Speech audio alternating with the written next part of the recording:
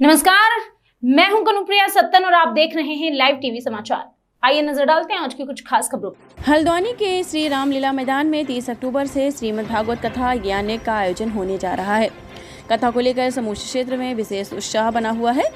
प्रसिद्ध कथावाचक पंडित श्री अवधेश मिश्रा किंकर यहाँ श्रीमद् भागवत कथा ज्ञान का करेंगे वाचन। विराम है वो 6 नवंबर तक है। कथा के संयोजक महात्मा सत्यबोधानंद महाराज जी से लाइव टीवी समाचार ने विशेष वार्ता की। आइए जानते हैं उन्होंने क्या कुछ कहा। उत्तराखंड प्रकृति की अमूल्य धरोहर है। इसी धरोहर के आंचल में कुमाऊं के प्रवेश द्वार हल्द्वानी शहर में श्रीमद् भागवत कथा ज्ञान गंगा का आयोजन 30 अक्टूबर से होने को जा रहा है।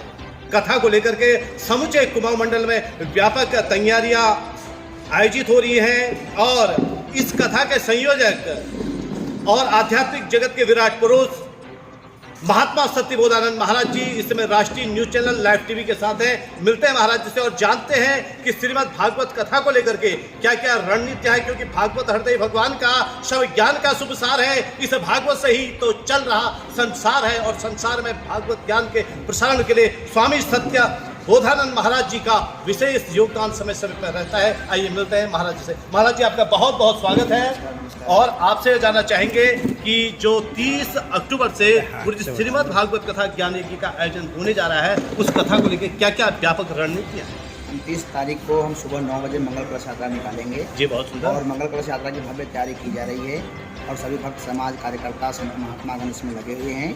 और 30 अक्टूबर को हम प्रातः 9 बजे हम कलश पूजन के बाद रामलीला मैदान पटेल चौक हल्द्वानी से निकलेगी और रेलवे बाजार, छतरी चौराहा, जमा मस्जिद, फ्रूट मंडी, अग्रसेन चौक, कालू सिद्ध मंदिर और शोभन सिंह जिला अस्पताल होते हुए पुनः हम कथा स्थल पर आपकी विराम किया जाएगा।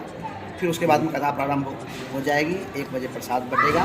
उसके बाद 31 से जो 5 नवंबर तक 1 बजे से 5 बजे तक फिर नियमित रूप से कथा का वाचन होगा। उसमें हम अध्यात्म से ओतप्रोत और भागवत पर प्रकाश डालने का प्रयास करेंगे। और हमारी जो कथा होती है वो आध्यात्मिक कथा होती है, अति उत्तम। और आध्यात्मिक का अर्थ ये होता है कि अंतर जो जगत में जो शक्ति हम छुपी हुई है उसको आप जानने का प्रयास करें। बहुत सुंदर। अर्जुन ने तब जाना जब उस समय के सदगुरु के हम शरण में गए तो कृष्ण भगवान ने उनको जो तत्व बोध कराया।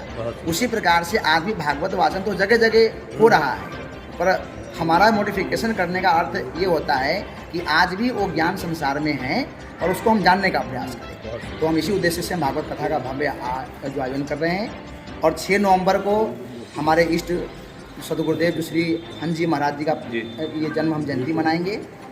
तो 9 बजे हम आपका अनुष्ठान जो प्रारंभ करेंगे। 1 बजे तक जो प्रवचन चलेगा। 1 बजे विशाल भंडारा होगा।